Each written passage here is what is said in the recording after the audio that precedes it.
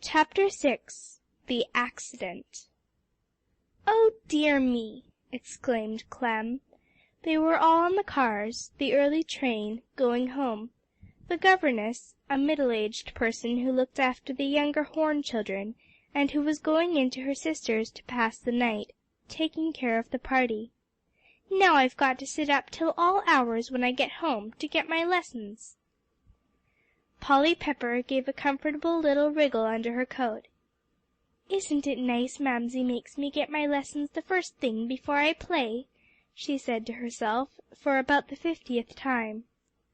"So have I," cried Lucy Bennett, echoing Clem's words. "Well, I can't," cried Alexia, with a flounce, "because my aunt won't let me sit up after 9 o'clock, that is, to study. So I have to get up early in the morning. Oh dear!" with a grimace at the thought. "So do I," said Amy Garrett. "Dear me, and I'm just as sleepy in the morning as I can be." Alexia yawned at the very memory of it. "Well, don't let's talk of it," she begged.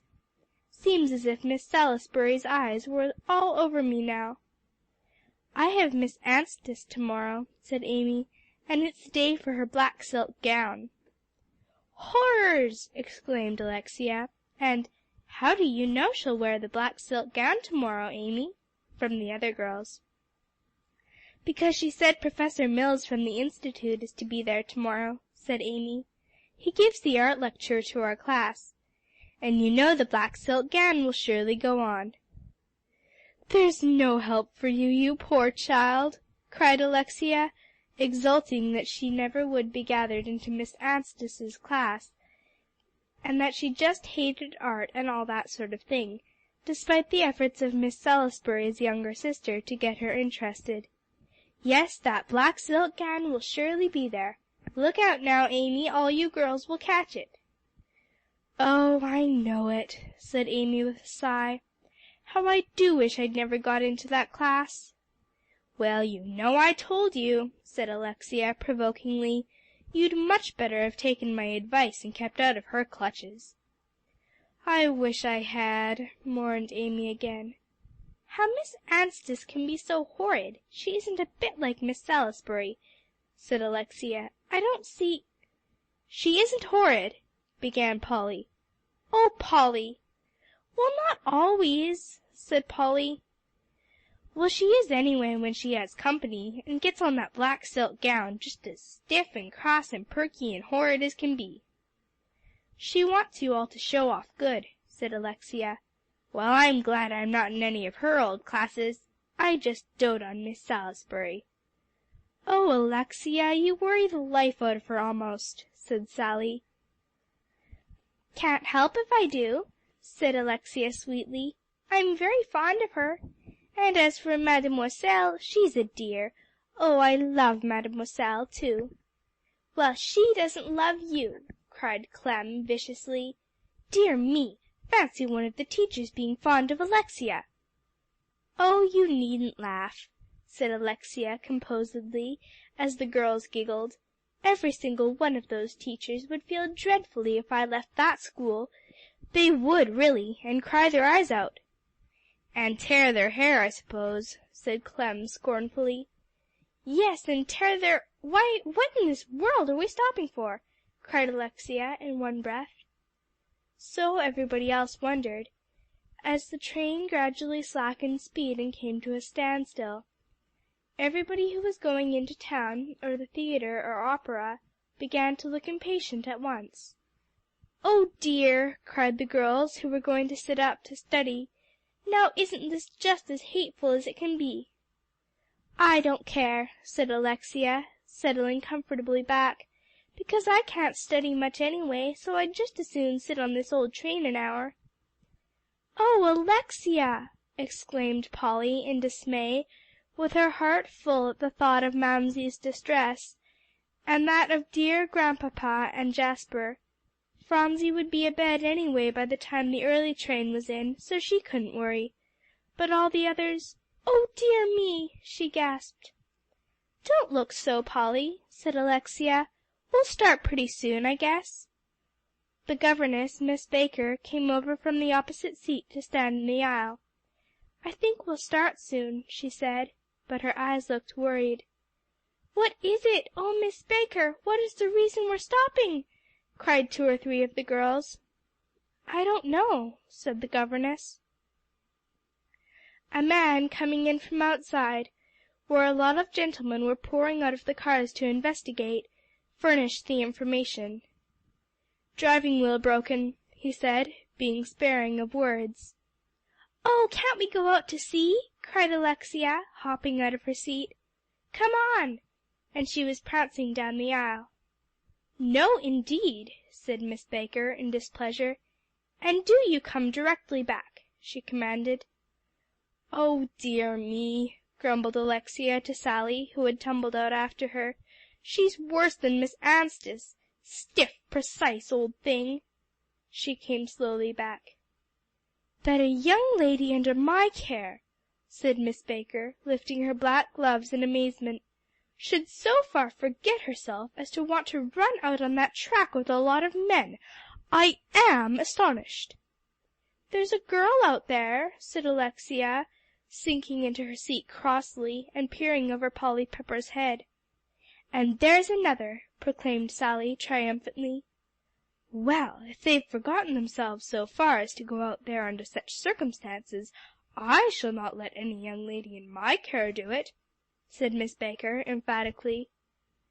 So, swallowing their disappointment at not being allowed to see all that presented itself, the girls settled back and made themselves as comfortable as possible. Meantime, almost everybody else poured out of their car.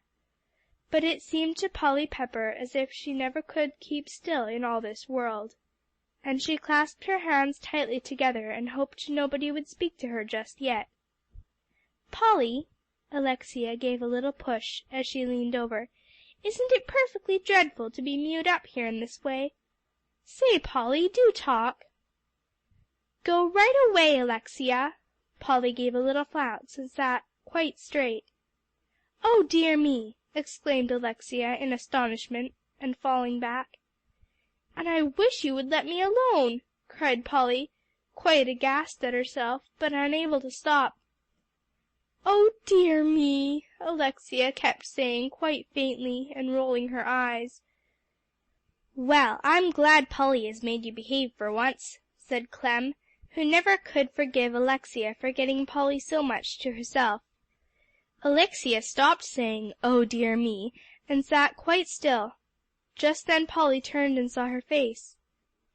"Oh, Alexia!" she cried, flying at her, when an awful bump, and then another much worse, and then a grinding noise, perfectly terrible, and everybody who was left in the car went tumbling out of their seats. "Oh, we're run into!" screamed half a dozen of the girls. Miss Baker, who had been standing in the aisle, was thrown in a heap on the floor. "Oh, oh!" Polly had her arms around Alexia, and was hugging her tightly. "Are you hurt?" as they wriggled out of the bunch of girls into which they had been precipitated, up to their feet. "No," Alexia tried to say. Instead, she wobbled over, and laid her head on Polly's arm. "Girls, girls! Miss Baker!" called Polly, not seeing that lady in the confusion of the other passengers, staggering along the aisle, her bonnet knocked over her eyes, and a girl on either hand to help her along. "Clem, oh, somebody help me! Alexia is hurt!" But nobody heard in the general tumult. "Oh, dear, Alexia, do open your eyes," begged Polly, quite gone now with distress. "And to think I was so cross to her!" and she turned quite white. "Dear, dear Alexia!" she cried, and because there was nothing else to do, she leaned over and dropped a kiss on Alexia's long face, and 2 tears dropped down as well. Alexia opened her eyes. "That's very nice, Polly," she said. "Do so some more." "Aren't you ashamed?" cried Polly, the rosy color coming back to her cheek. And then, remembering, she hugged Alexia tightly. "Oh, I'm so glad you're not hurt, Alexia, so very glad," she cried gratefully. "Ow!" exclaimed Alexia, shrinking back. "Oh, now you are hurt," cried Polly. "Oh, Alexia!" and she turned very white again. "Tell me where it is." And just then some of the girls rushed up with the news, corroborated by the other passengers, that the down express had run into them, been signalled but couldn't stop in time, etc., etc., till Polly thought she should go wild before the babble could be stopped. "Don't crowd round so," she cried hoarsely. "Alexia is hurt." "Alexia?" The noise, as far as Miss Salisbury's girls were concerned, stopped at once, and at last the other passengers were made to understand how it was. And Alexia, quite faint now, but having sense enough to hang to Polly Pepper's hand, was laid across an improvised bed made of 2 seats, and a doctor who happened to be on the train, one of the party going into the theatre, came up and looked over her professionally. "It's my arm," said Alexia, opening her eyes again. "It was doubled up some way under me. Oh dear me, I'm so silly to faint." "You're not silly at all," cried Polly warmly, and holding her well hand, while her eyes searched the doctor's face anxiously. "Oh, is it broken?" they asked, as plainly as possible. "Not a bit of it," said the doctor cheerfully, feeling it all over again to make quite sure, while Alexia set her teeth together, trying not to show how very much it hurt. "It's badly strained, the ligaments are, but fortunately no bones are broken." "Oh dear!" groaned Alexia. "Now why can't it be broken?" "Oh, Alexia!" cried Polly, and now the tears that had been kept back were rolling down her cheeks. "I'm so happy I can't help it," she said. "And the very idea, Alexia, rise!" exclaimed Clem. "To wish your arm had been broken!" and she gave a little shiver. "It hurts just as much," said Alexia, trying to sit up straight and making an awful face, "so it might as well be, and I've never been in a railroad accident. But a sprained arm isn't anything to show. Any baby can have that. Oh dear me!" "Well, you better lie still," counseled Miss Baker tartly. "Dear me, I little thought when I took charge of you young ladies that any such thing would occur." "She acts as if she thought we did it on purpose," said Alexia, turning her face over to hide it on Polly's arm again, and wishing her own needn't ache so dreadfully. "Oh dear, such a time as we've had, Polly Pepper, with those dreadful Briggses, I mean Mrs. Briggs, and now to be all banged up, and this cross old thing to see us home. And now I'll never be able to get through the term, 'cause I'll have to stay home with this old arm, and Aunt will scold." She was quite out of breath with all her woes.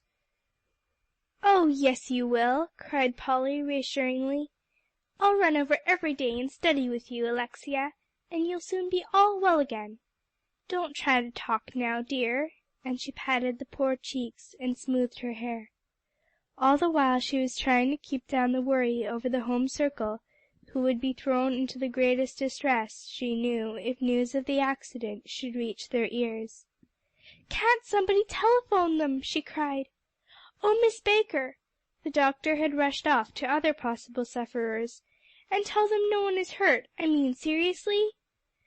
"There is," said the governess quite calmly. "A man has been killed." "Oh dear!" "A brakeman," Miss Baker hastened to add. "Don't be frightened, none of the passengers." "Now I know he was brave, and trying to do something to save us," cried Polly with kindling eyes.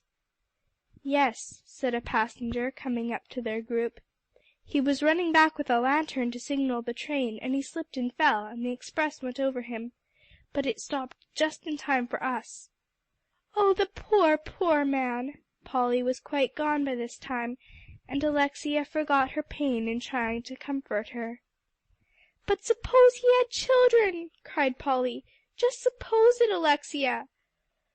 "I don't want to suppose it," said Alexia, wriggling. "Ugh, you do say such uncomfortable things, Polly Pepper." "I know it." Polly swallowed hard, and held Alexia's hand tighter than ever. "Well, I won't talk of it any more." The governess, who had moved away a bit, now came back with vexation plainly written all over her face.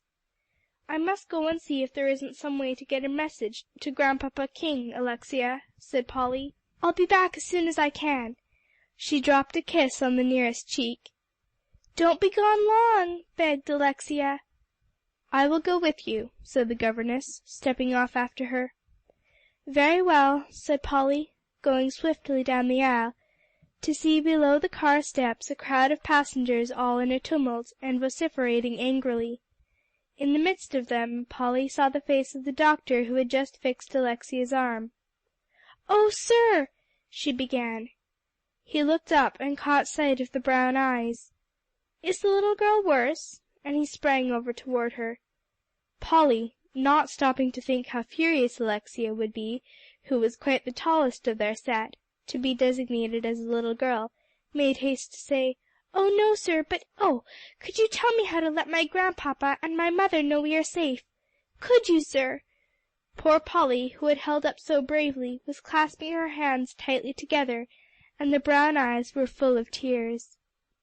"Well, you see," began the doctor, hating to disappoint her, "it's a difficult matter to get in communication with them at once. We are only 5 miles out, but—" "5 miles?" echoed Polly. "Oh, then, some one can go to the nearest station, and telephone, can't they, sir?" "To be sure, and that's been done. But your family, little girl, how can we reach them?" "Oh, I can run," cried Polly happily, "to the station myself, sir." And she began to clamber down the car steps. "Come back," commanded the governess, lifting her hands in horror. "I never heard of such a thing. The very idea! What would your grandfather, Mr. King, say to such a thing, Polly Pepper?" "Mr. who?" cried the doctor. "Stay, little girl," seizing her arm. "Mr. who?" he demanded, looking up to the governess on the car steps. "Mr. Horatio King," she replied with asperity, "and you'd better be occupied with something else, let me tell you, sir, instead of encouraging his granddaughter to run off on such a wild goose errand as this." "I certainly shall take pleasure in performing the wild goose errand myself," he said. "Now, Polly, I'll send the message. Don't you worry," and he sped off down the track. CHAPTER 7